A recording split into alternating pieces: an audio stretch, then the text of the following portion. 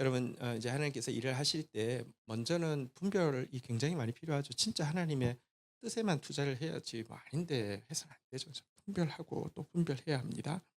그리고 분별했는데 하나님의 뜻이 맞다고 하면 근데 우리에게 믿음이 없어요. 능력도 없고요. 그러니까 또 믿음 달라고 또 매달려야 합니다. 같이 가야 되겠죠. 분별과 믿음. 그런데 이것은 기도를 통해서 되는 일이지 머릿속에서 되는 일이 아닙니다. 기도하러 오신 여러분들 감사합니다. 잘 오셨습니다. 오늘 우리 옆에 분들 격려하겠습니다. 성령께서 역사하실 것입니다. 아멘. 예, 우리는 워낙 할 수 없어요. 근데 성령님은 워낙 하시는 분이십니다. 할렐루야. 자, 창세기 48장 12절부터 22절 내용인데요. 먼저 12절부터 14절까지 교독을 하도록 하겠습니다. 요셉이 아버지의 무릎 사이에서 두 아들을 물러나게 하고 땅에 엎드려 절하고 13절 읽겠습니다. 시작.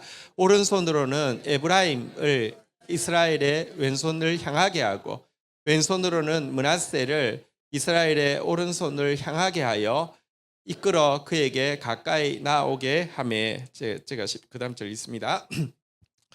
이스라엘이 오른손을 펴서 차남 에브라임의 머리에 얹고 왼손을 펴서 므낫세의 머리에 얹으니 므낫세는 장자라도 팔을 엇바꾸어 얹었더라. 자, 12절부터 보도록 하겠습니다. 요셉이 오늘 우리 GT 본문의 내용이 무엇입니까? 베델에서 언약을 주셨지만 사실은 베델로 향해 갈 때 여러분 사랑하던 라헬이 죽고요. 베델에 갔더니 사랑하는 라헬이 낳은 정말 사랑하는 요셉이 죽었고요. 하나님의 언약이 안 이루어지는 것 아닌가 너무 두렵기도 하고 너무 낙담되기도 했는데 지금 보니까 하나님이 다 이루어 주실 것뿐 아니라 갑절로 이루어 주셨으니 나는 그 하나님께 대한 경배의 표현으로 요셉아 너의 두 아들 에브라임과 므낫세와 에브라임은 이제 내 손주가 아니라 하나님이 갑절로 갚아주신 것에 대한 보증으로 내 아들로 성격을 시켜서 축복하겠노라라고 이야기했죠. 그러자 이 요셉도요. 이 일이 하나님으로 말미암은 일이고 이 일이 또 자기가 하나님 앞에서 수고한 일에 대해서 하나님께서 기억하시고 갚아주는 일임을 알았기에 땅에 엎드려 절하고 그 이제 자기의 두 아들을 아버지의 이제 아들로 입양시키는 일에 참여를 하고 있는데요. 13절, 14절의 내용은 13절에 보면 이제 아버지가 눈이 너무 침침하고 어두우니까 아버지 손이 이제 이렇게 오른손이 장자를 축복하는 손인데 이게 아들을 위치를 딱 처음부터 딱 세팅을 해서 줘야지만 제대로 할 수 있을 것 같아서 장자가 그러니까 므낫세 머리가 이렇게 이제 아버지 오른손 밑에 들어가도록 에브라임 머리가 아버지 왼손 밑에 들어가도록 아들을 해서 밀었다는 것입니다. 그런데 이상하게 14절에 보니까 아버지가 손을 크로스하더니 이렇게 이제 했다는 것이죠. 그런 내용이었습니다. 그 밑에 좀 설명이 나오니까 일단 좀 계속 읽어보도록 하겠습니다. 15절부터 이제 축복하는 내용인데요. 교독을 하겠습니다. 우리 15절 먼저 같이 읽도록 하겠습니다. 시작. 그가 요셉을 위하여 축복하여 이르되 내 조부 아브라함과 아버지 이삭이 섬기던 하나님 나의 출생으로부터 지금까지 나를 기르신 하나님 16절도 읽겠습니다. 시작. 나를 모든 환난에서 건지신 여호와의 사자께서 이 아이들에게 복을 주시오며 이들로 내 이름과 내 조상 아브라함의 이삭의 이름으로 칭하게 하시오며 이들이 세상에서 번식하게 하시기를 원하나이다. 자, 이제 축복을 하는데 15절에 보니까 누구의 이름으로 축복하냐고 하면요. 내 조부 아브라함과 아버지 이삭이 섬기시던 하나님의 이름으로 축복합니다. 성경에 보면 아브라함의 하나님, 이삭의 하나님, 좀 지나면 또 야곱의 하나님 이렇게 항상 이렇게 부르는 그것이 거의 그냥 이어서 나오는데요. 이게 무슨 뜻을 가지고 있냐고 하면 하나님은 영원한 하나님이라는 거예요. 무슨 말이냐고 하면 아브라함만의 하나님이 아니고 동일한 이삭의 하나님이고 이삭만의 하나님이 아니고 야곱의 하나님, 다시 말하면 시간과 상관없이 하나님이 영원하시다라는 것으로 아브라함, 이삭, 야곱의 하나님 이렇게 이야기하는데요. 어쨌든 영원하신 하나님의 이름으로 일단 축복하고요. 두 번째는 보니까요. 한번 따라하겠습니다. 지금 나의 남으로부터 지금까지 나를 기르신 하나님. 두 번째 그 하나님은 선한 목자시라고. 태어날 때부터 지금까지 아유 사실은 147세면 뭐 기를 나이 아니잖아요. 그죠? 근데 하나님 손에는 여전히 아이 같고 그래서 지금까지 길러주신 선한 목자이신 하나님 이름으로 그리고 마지막 16절에 보면 또 한 가지 하나님에 대해서 이야기하고 있습니다. 한번 따라했다. 나를 모든 환란에서 건지신 여호와의 사자께서 그러니까 나를 모든 환란에서 건지신 여호와의 사자 뭐 이게 이제 또 여호와를 이야기하는 것입니다. 어쨌든 이 하나님의 이름으로 축복을 하고 있습니다. 영원하신 하나님, 목자 되신 하나님, 구원자이신 하나님의 이름으로 이들을 축복하고 있는데요. 여러분 사실 신자에게서 가장 큰 축복의 이름은 무엇이냐? 영원하신 하나님, 목자 되신 하나님, 구원자이신 하나님의 이름이 우리의 축복입니다. 자, 이렇게 축복하면서 또 그들에게 또 하나의 축복의 이름을 주고 있는데요. 이들로 내 이름과 야곱의 이름과 내 조상 아브라함과 이삭의 이름으로 칭하게 하옵시며 이렇게 이야기하고 있는데 이게 무슨 뜻일까요? 여러분 아브라함, 이삭, 야곱을 보통 뭐라고 부릅니까? 믿음의 조상이라고 부르잖아요. 그죠? 그러니까 뭐 달리 이야기하면 믿음의 사람이라는 이름인데요. 사람이라고 부르는데 믿음의 사람, 믿음장이 나오잖아요. 그죠? 이들도 에브라임과 므낫세도 믿음의 사람이 되게 하시고 또 그들의 후손들에게는 믿음의 조상이 되어지게 하여 주십시오라고 축복하고 있습니다. 그러면서 그래서 이들도 아브라함, 이삭, 야곱에게 공통적으로 주신 약속이 있죠. 그죠? 이 세상에서 번식하게 될 것이다. 하늘의 별처럼 바다의 모래알처럼 동서남북으로 행하여 보라. 내가 밟는 모든 땅을 줄 것이며 동서남북에서 헤아릴 수 없는 자손들을 얻게 할 것이다라고 하신 그 약속을 이들도 믿음의 사람이 되어서 이들도 차지하게 해주십시오라고 빌고 있는데요. 여러분 우리에게 최고의 축복의 이름은 하나님의 이름인데 동시에 또 한 가지 축복의 이름이 무엇이냐? 믿음의 사람이라는 이름입니다. 사람들이 여러분들을 생각할 때 그 사람은 참으로 믿음의 사람이야. 혹은 또 여러분 가정에서 저 사람은 우리 가정의 믿음의 조상이야. 이런 이름으로 일컬어지게 되기를 주의 이름으로 축원드립니다. 그러려고 하면요. 그가 먼저 야곱이 이렇게 에브라임과 므낫세에게 이렇게 축복할 수 있었던 이유가 무엇입니까? 자기가 영원하신 하나님을 경험했고요. 목자이신 하나님을 경험했고요. 모든 환난에서 건져내신 구원자이신 하나님을 자기가 온전히 경험했잖아요. 경험하고 힘은 들었지만 자기 안에 자아 때문에 힘은 들었지만 그 길을 쫓아가는 것, 그 길을 놓지 않는 것이 축복의 길임을 삶으로 증명해내어서 당당하게 자기가 받았던 약속을 다음 세대들에게 전수해 주는 사람을 믿음의 사람이라고 하는데 하나님 이들도 믿음의 사람이 되게 해 주십시오라고 축복하면서 이렇게 축복을 빌고 있습니다. 여러분들 정말 하나님의 사람이 되기를 주의 이름으로 축원드립니다. 믿음의 사람이 되기를 주의 이름으로 축원드립니다. 특별히 우리의 다음 세대들에게 당당하게 언약의 말씀을 그대로 전수해 줄 수 있는 그런 사람 되기를 주의 이름으로 축원드립니다. 자, 이렇게 축복을 했는데 자, 17절부터 우리가 좀 한번 교독을 하도록 하겠습니다. 요셉이 그 아버지가 오른손을 에브라임의 머리에 얹은 것을 보고 기뻐하지 아니하며 아버지의 손을 들어 에브라임의 머리에서 므낫세의 머리로 옮기고자 하여 18절 읽겠습니다. 시작. 그의 아버지에게 이르되 아버지여 그리하지 마옵소서. 이는 장자이니 오른손을 그의 머리에 얹어서서 하였으나. 자, 요셉이요. 근데 지금 축복을 하고 있는데 마음이 너무 찜찜한 거예요. 지금 므낫세가 장자인데 이렇게 돼 있으니까. 그래서 축복 일단 했지만 다시 아버지한테 이야기합니다.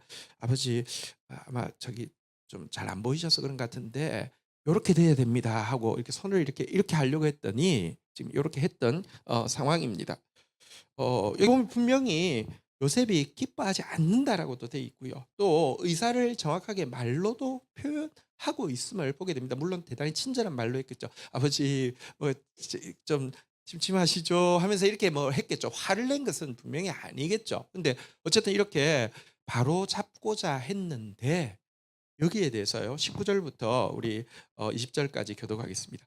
그의 아버지가 허락하지 아니하며 이르되 나도 안다 내 아들아 나도 안다. 그도 한 족속이 되며 그도 크게 되려니와 그의 아우가 그보다 큰 자가 되고 그의 자손이 여러 민족을 이루리라 하고 20절 읽겠습니다. 시작.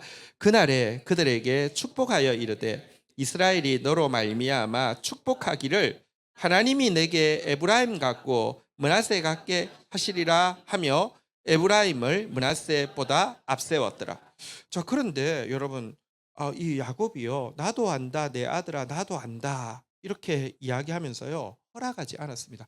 완강하게 손을 이렇게 부드럽게 이렇게 옮겨 놓으려고 했는데 딱 힘줘서 그 자리 그 상태로 그대로 있었습니다. 그러면서 다시 한번 이야기하죠. 므낫세도 분명히 한 족속을 이루고 크게 될 것이지만 에브라임이 므낫세보다는 더 큰 자가 될 것이다. 그에게 더 많은 이제 이 민족이라고 저기 번역이 돼 있지만 19절에 보면 민족이라는 게 아니라 이제 정확하게는 자손이라는 뜻인데 어쨌든 더 많은 자손을 가지게 될 것이다. 이렇게 이야기하고는요. 20절에 본 바대로 사람들이 축복할 때에 에브라임 같고 므낫세 같게 되기를 원한다라고 축복하게 될 것이다라고 하면서 에브라임을 명확하게 앞세우고 있습니다. 진짜 이거는 예언을 지금 에브라임이 더 큰 자가 될 것이라고 예언을 하고 있는 내용인데요. 여기에 대해서 우리 좀 한번 생각해 보도록 하겠습니다. 여러분, 야곱은 눈치가 빠른 사람입니까? 안 빠른 사람입니까? 엄청 빨라요. 계산이 빠른 사람입니까? 안 빠른 사람입니까? 엄청 빨라요. 한번 생각해 보십시오. 지금 자기 아들 요셉이 누구를 더 좋아하는지 알아요, 몰라요? 알아요, 므낫세. 게다가 그 아들 요셉은 어떤 아들입니까? 진짜 눈에 넣어도 안 아프다는 아들. 여러분, 솔직히 야곱이 나 똑똑해 이런 생각이 없는 사람 아니겠지만 요셉 앞에서 내가 너보다 더 똑똑해 이런 말 할 수 있을까요? 그런 말 안 했을 거예요. 또 나이가 들면 보통 뭐라고 하는지 아십니까? 저희 어머니도 하시는 말씀이 네가 좋으면 내가 좋지 이렇게 이야기해요. 그게 상식이에요. 근데 이 눈치 빠른 야곱이요. 지금 아들이 눈은 침침하지만 분명히 지금 말투를 부드럽게 하지만 분명히 이거 기뻐하지 않는다는 것도 아는데 이거를 안 바꿨다. 조금 이상하지 않습니까? 또 여러분, 야곱이 형의 장자권을 뺏은 전력이 있잖아요. 그죠? 여러분, 근데요. 위계 질서를 깨뜨리고 자기가 옳은 사람은요. 나중에 윗자리에 있으면 이 사람은 위계 질서를 파괴하는 것을 좋아할까요? 위계 질서를 엄격하게 지키는 것을 강조할까요? 자기가 깨트려도요. 그런 사람 꼭 위계 질서 더 따지는 사람이 됩니다. 저는 야곱이 보통 때는요. 므낫세 에브라임 오면 므낫세 훨씬 좋아했을 것이 틀림없다고 생각합니다. 아이 이 저기 장남인데요. 게다가 죽었다고 생각한 요셉의 장남인데요. 그리고 예를 들어 설령 하나님이 에브라임을 더 축복하라고 했다 할지라도 야곱이 어떤 사람입니까? 하나님하고 씨름해서 하나님 이겨 먹으려고 하던 자기 의지가 강한 사람 아닙니까? 처음에는 이렇게 했다가도 요셉이 별로 기분 좋아하지 않으면서 이렇게 하려고 하면 못 이기는 체 생각하면서 네 생각에도 그렇지 하고 이렇게 바꾸는 게 맞지 않냐고요. 그랬을 것 같지 않냐고요. 근데요. 여기 허락하지 않았다는 말이 원어는 보니까 거부했다라고 돼 있어요. 아주 강경하게 아니라고 이야기하고 있는 내용입니다. 여기서 이제 야곱은 진짜 하나님의 절대 주권에 완전히 순종하는 사람. 그래서 하나님이 더 축복하는 사람에게 무조건 더 축복하는 사람. 하나님이 더 은혜를 베풀라고 하는 사람에게 무조건 더 은혜를 베푸는 사람으로 바뀌어 있는 것을 보게 됩니다. 우리가요. 사람이다 보니까요. 내가 정이 가는 사람이 있고요. 내가 좋게 느껴지는 사람이 있고 내가 잘해주고 싶은 사람이 있어요. 근데 하나님이 뜻이 그렇지 않을 때가 있어요. 근데 이때요. 내가 더 잘해주고 싶은 사람한테 잘해주는 건 누구나 알 수 있는데 내 뜻과 상관없이 하나님이 긍휼을 베풀려고 하는 사람, 은혜 베풀려고 하는 사람, 귀하게 생각하는 사람, 귀하게 여기는 거 쉽지 않습니다. 네, 평생의 연단을 거친 야곱은요. 이제 하나님의 절대 주권이면 그냥 완전히 굴복된 사람으로 변화된 모습을 여기에 보여주고요. 사실 이랬기 때문에 그가 12 아들에게 빈 축복이 그냥 덕담이 아니라 예언이 될 수 있는 것입니다. 생각해 보십시오. 내가 내 좋아하는 사람한테 좋은 이야기하는 것은요. 누구나 할 수 있는 거예요. 그건 예언이 아니고 덕담이에요. 근데 여러분 그렇다고 하면 한번 생각해 보십시다. 지금 여러분 야곱이 유다가 좋겠어요? 요셉이 좋겠어요? 비교가 안 돼요. 우리 앞에 자세히 보시면 유다가 한번 아버지하고 대판 싸웠는지 집을 떠난 기록이 나와 있잖아요. 그죠? 그랬다가 뭐 이제 막 저기 뭐 이방 사람들하고 살다가 거기서 뭐 또 막 안 좋은 일, 막 저기 뭐랄까요? 뭐 창기에게도 가고 뭐 이상한 일이 있었잖아요. 그죠? 여러분 별로 그렇게 또 종교적인 트집도 잡을 수 있잖아요. 유다는요. 다말 며느리에게서 자식을 낳았어요. "넌 아무래도 결격이다." 이렇게 할 수 있겠죠. 그런데요.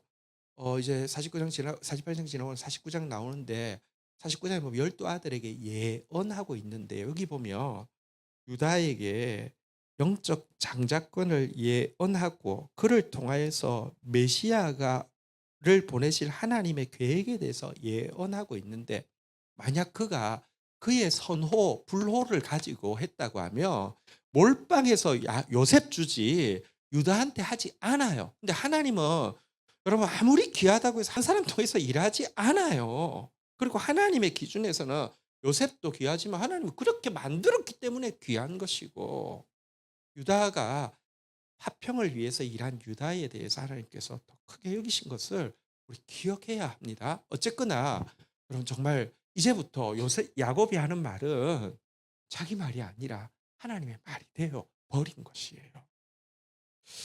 자, 근데 어쨌거나 여러분 에브라임과 므낫세가 뭐 아버지 모르게 뭐 잘못했을까요? 아니면 에브라임은 뭐 아버지 몰래 뭘 잘했을까요? 왜 에브라임을 므낫세보다 앞세웠습니까? 여기서 우리가 알 수 있는 개념이 무엇이냐고 하면요. 한번 따라하겠습니다. 절대 주권. 절대 주권입니다. 인간의 생각으로 논할 수 없는 절대 주권을 우리가 경험하게 됩니다. 여러분 신앙은 굉장히 상식적인 부분도 있어요. 하나님은 좋으신 분이시기 때문에 우리가 이해되는 부분도 있어요. 하지만 하나님은 하나님이시기 때문에 우리가 절대 이해하지 못하는 영역이 있는데 그중에 하나가 절대 주권입니다. 로마서에 보면요. 로마서 9장 13 절부터 이런 내용이 있습니다. 한번 볼까요? 기록된 바 내가 야곱은 사랑하고 에서는 미워하였다 하심과 같으니 정확한 뜻은 야곱을 더 사랑하고 에서를 덜 사랑했다 함과 같으니 원어의 뜻은 그런 뜻입니다. 여러분 근데 야곱과 에서가 여러분 무슨 뭐랄까요? 태어나기 전에부터 하나님이 이렇게 결정하셨는데 뱃속에서 뭐 에서가 나쁜 짓 했어요? 야곱은 좋은 일 했어요? 아니잖아요. 근데 또 생각해 보면 그뿐 아니잖아요. 가인, 아벨, 이스마엘, 이삭, 여러분 아론, 모세 전부 다 여러분 형하고 아우가 하나님 보실 때 여러분 이렇게 X 하듯이 축복에 다르게 사용하셨어요. 어 이거에 대해서 바울이 뭐라고 추석하고 있습니까? 14절 보니까요. 그런즉 우리가 무슨 말을 하리요? 하나님께 불의가 있느냐? 그럴 수 없느니라. 하나님 왜 이렇게 불공평합니까? 따질 수 있느냐? 그럴 수 없느니라. 15절 보십시오. 모세에게 이르시되 내가 긍휼히 여길 자를 긍휼히 여기고 불쌍히 여길 자를 불쌍히 여기리라 하셨으니 19절 16절 한번 같이 읽어볼까요? 시작. 그런즉 원하는 자로 말미암음도 아니요 다른 박질하는 자로 말미암음도 아니요 오직 긍휼히 여기시는 하나님으로 말미암음이라. 하나님 절대 주권이라는 거예요. 여러분 이거는 우리가 어떻게 알 수 없는 영역이고요. 말할 수 없는 영역이라는 것이에요. 그래서 먼저는 하나님이 나를에게 은혜를 주셨다고 해도 이게 내 행위에서 말미암은 것이 아니기 때문에 자랑할 수 없는 것이고요. 또 그러면 에서는 그럼 원망할 수 있습니까? 아까도 이야기했지만 정확한 뜻은 미워했다는 게 아니라 덜 사랑했다는 뜻이에요. 근데 하나님이 모든 사람에게 은혜를 주셨어요. 더 주느냐 덜 주느냐는 하나님 주권인데 은혜 받지 않은 사람은 아무도 없어요. 이 세상에 일반 은총 여러분 공기 잠시라도 없으면 다 죽습니다. 햇빛도 없으면 죽습니다. 하나님 햇빛과 비를요 살인자에게도 주시고요. 독재자에게도 주시고요. 모두에게 은혜 주시는 분이십니다. 원망할 것이 없다라고 이야기하고 있습니다. 그런데 또 성경을 자세히 보면 누가 더 은혜를 받고 사랑을 받고 누가 덜 은혜를 받고 덜 사랑받는지를 이건 절대 주권이지만 단서는 제공하고 있습니다. 근데 다시 이야기합니다. 아, 내가 이런 거 있으니까 나는 하나님 은혜 받겠네. 그럴 수는 없습니다. 그건 절대 주권입니다. 그런데 은혜 받은 사람에게서 나타나는 표현들이 있고요. 은혜 받지 못하는 사람들에게 나타나는 표현들이 있습니다. 그래서 그걸 우리가 거꾸로 보면서 하나님의 은혜가 나에게 어떻게 하면 머무를 수 있을까를 생각해 볼 수는 있거든요. 한번 좀 보면 첫 번째는 확실한 것은 무엇이냐고 하면요. 자격이 있다고 생각하는 사람에게는 하나님의 은혜를 주시지 않고요. 자격 없다고 생각하는 사람에게는 하나님 키워크라도 은혜를 주신다라는 것입니다. 스스로 큰 자라고 생각하는 자에게는 은혜를 안 주시고요. 스스로 작은 자라고 생각할 때 은혜를 주신다는 것입니다. 아까도 이야기했지만 가인, 아벨, 이스마엘, 이삭에서 야곱, 아론, 모세 혹은 또 에브라임, 므낫세 내가 장자권 받는 건 당연해. 은혜 받는 건 당연해. 근데 의외로 하나님 그렇지 않아라고 알려주시고요. 나는 절대 받을 수 없어 그러면 너가 받아라고 하시는 분이라는 것입니다. 우리 안에요. 뭐가 딱 공로가 되고 자격이 되어지면 그때부터 하나님의 은혜는 현저히 멈추게 됩니다. 기억하십시오. 자격 있는 사람 아무도 없습니다. 우리 하나님 앞에 내세울 수 있는 공로 있는 사람 아무도 없습니다. 잠언에 보면 특별히 누구에게 은혜가 더 임하고 누구에게 은혜가 덜 임하는지 지혜의 왕 솔로몬이 자세히 분별하고 설명해 놓은 부분이 있는데요. 잠언 21장 1절부터 보면요. 이런 말이 있습니다. 한번 같이 읽겠습니다. 시작. 왕의 마음이 여호와의 손에 있음이 마치 봇물과 같아서 그가 임의로 인도하시는. 여러분 봇물이 뭔지 아십니까? 논에는 물을 대요. 근데 물을 댔는데 물이 충분하면 어떻게 합니까? 다른 논으로 흘려보내는데 한번 생각해 보시죠. 논이 이제 보통 이렇게 사각이 지면 옆에도 또 여기도 논이 있고 여기도 논이 있고 여기도 논이 있고 여기도 논 있잖아요. 그죠? 근데 본물이 뭐냐고 하면 이거 막고 있는 걸 보라고 하는데 볼을 임의로 여기를 탁 뚫어버리면 물이 어디로 가요? 여기로 가잖아요. 그죠? 여기도 있는데 일로 가는 거예요. 이처럼 하나님이 보통 누군가의 은혜를 줄 때 하나님 직접 주시는 게 아니라 왕의 마음 이 여호와의 손에 있음이 마치 본물 같아서 그가 임의로 인도한다는데 사실 하나님이 질서의 하나님이시기 때문에 통로를 세우시고 그러니까 그러니까 예를 들면 말씀 사역자를 통해서 말씀을 하시는데 그게요 신기합니다. 누군가에게는요 볼을 여기 자른 것처럼 그 사람한테는 막 들어가는데 딴 쪽은 안 갈 수도 있어요. 근데 이게 여기 자를지 여기 자를지 여기 자를지 여기 자를지는 그냥 여호와 마음이라는 거예요. 자, 그런데 2절 보면 좀 설명이 있습니다.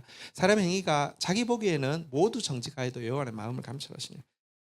은혜 받을 당연히 은혜 받을 만한 준비가 가장 잘 된 사람 누구라고 생각할까요? 우리는 모두 자기라고 생각합니다. 근데 하나님이 제일 정확하게 아세요. 누가 진짜 은혜를 주며 간직할 수 있는 사람인지 제일 잘 감찰하신다는 거예요.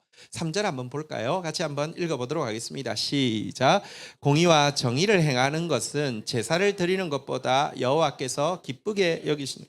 보통 내가 은혜 이제 하나님 나 축복해야 돼라고 주장하는 사람들이 내세우는 근거는 제사 잘 드렸다는 것이죠. 예를 들면 빠지지 않고 예배 참석했고 11조 생활 철저히 했으니 하나님 나한테 축복 주셔야 돼. 약간 이렇게 생각을 하는데요.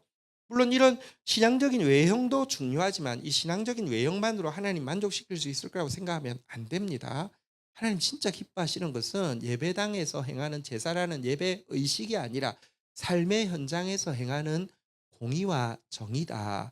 공의와 정의를 행하는 자에게 하나님께서 더 기뻐하시고 은혜 베풀기를 원하신다. 이렇게 이야기를 하고 있습니다. 사실 제사는 두 가지 이렇게 그 정말 이렇게 제사의 양대 정신은 뭐냐고 하면 첫 번째는 말씀대로 살지 못한 자기 죄에 대한 참회가 제사의 첫 번째 기둥이고요.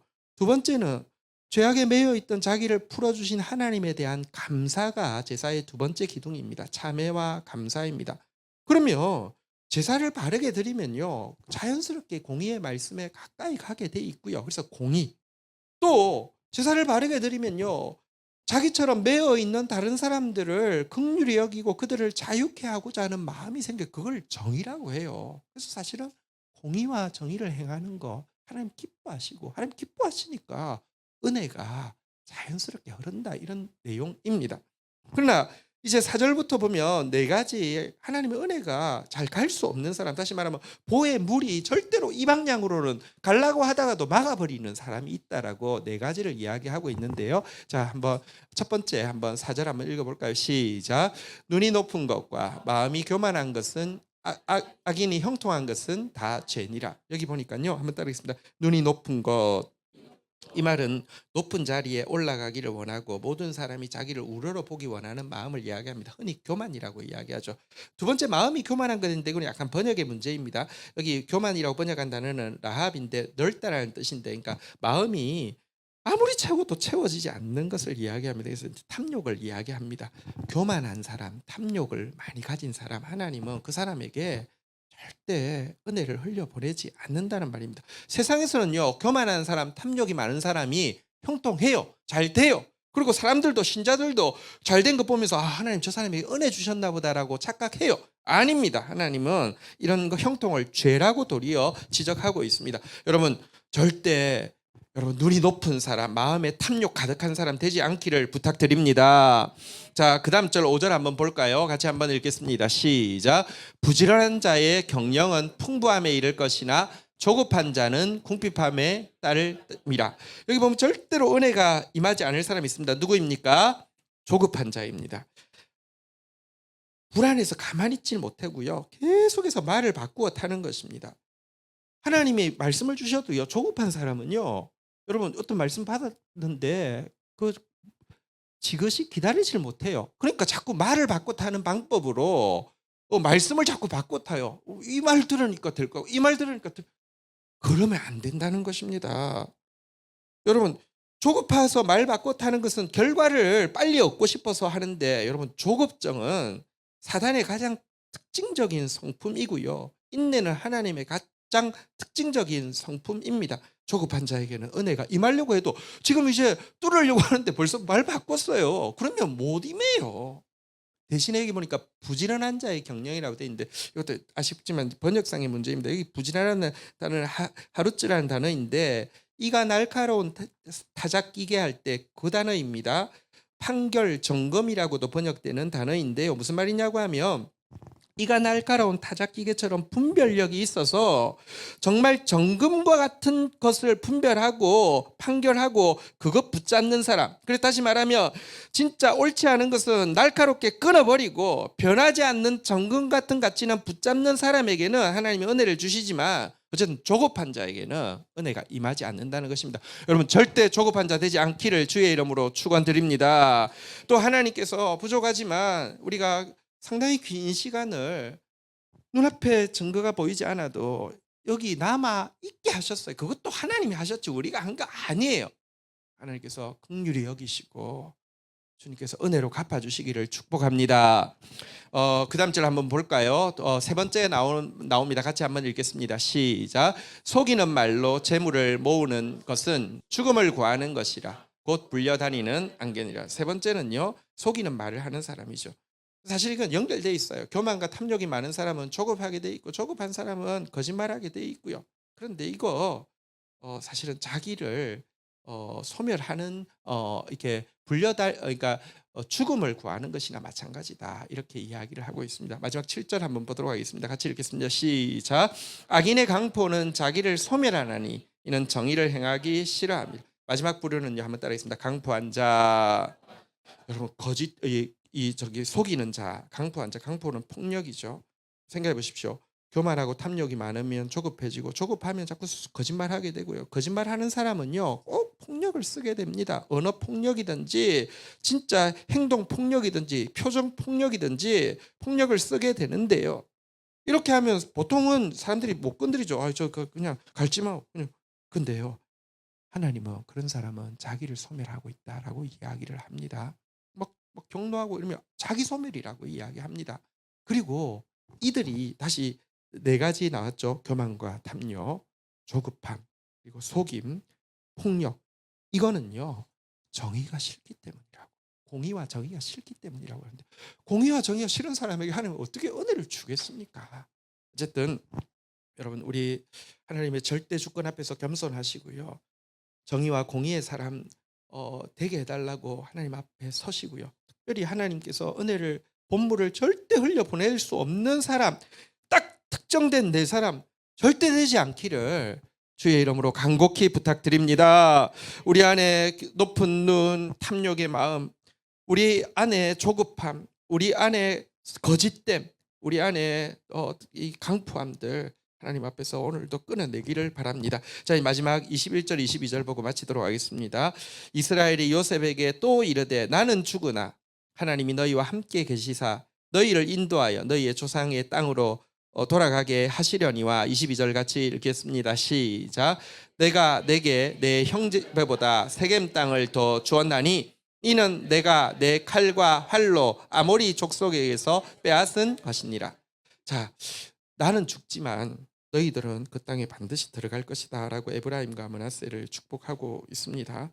어쨌든 그는요 이제는 가나안 땅 미래 일을 마치 이미 받은 것처럼 과거의 일처럼 이야기할 수 있는 진짜 믿음의 사람으로 변화되어 버린 것이죠.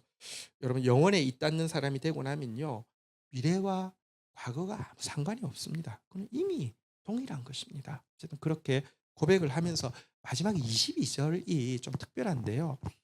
내가 너의 형제보다 세겜 땅을 더 준다 이렇게 이야기합니다. 실제로 에브라임 지파가 세겜 땅을 기업으로 받죠. 근데 이는 내가 칼과 활로 아모리 족속의 손에서 빼앗은 것이라 이렇게 되는데 무슨 말일까요? 조금만 한번 보겠습니다. 창세기 33장 18절부터 보면요. 창세기 33장 18절부터 보면 이런 내용이 있습니다. 야곱이 밧단 아람으로부터 평안히 가나안 땅 세겜 성읍에 이르러 그 성읍 앞에 장막을 치고 19절 한번 보도록 하겠습니다. 읽겠습니다. 시작. 그가 장막을 친 밭을 세겜의 아버지 하몰의 아들들의 손에서 백크시타에 샀으며 20절 읽겠습니다. 시작. 거기에 제단을 쌓고 그 이름을 엘로헤 이스라엘이라 불렀더라. 한번 다시 따르겠습니다. 엘헬로헤 이스라엘. 이스라엘의 하나님 이런 뜻인데요. 사실 세겜에서 하나님 땅을 샀어요. 그리고 여기서 제단도 쌓았어요. 이스라엘의 하나님이라고. 그런데 그 세겜 땅에서 어떤 일이 있었습니까? 그 숫곳이 바로 그 옆인데요. 너무 저기 목축이 잘 되니까 베델로 안 가고 오래 있다가 딸 디나가 강간을 당하는 일이 생겼고요. 이것 때문에 그 이제 둘째 오빠, 셋째 오빠인 시몬 레위가 작당해가지고 그 사람들 너희들 할례 받으면 우리가 결혼할 수 있다고 할례 하나님 이름으로 할례 받게 해놓고는 다 칼과 활로 막 몰살을 시키고 이랬던 일이 있습니다. 성경에 보면 이 행위에 대해서 경노하시고 하나님이 그 시므온과 레위에게는 기업이 들어가지 땅을 주시지 않는 징계를 하셨습니다. 분명히 잘못된 것입니다.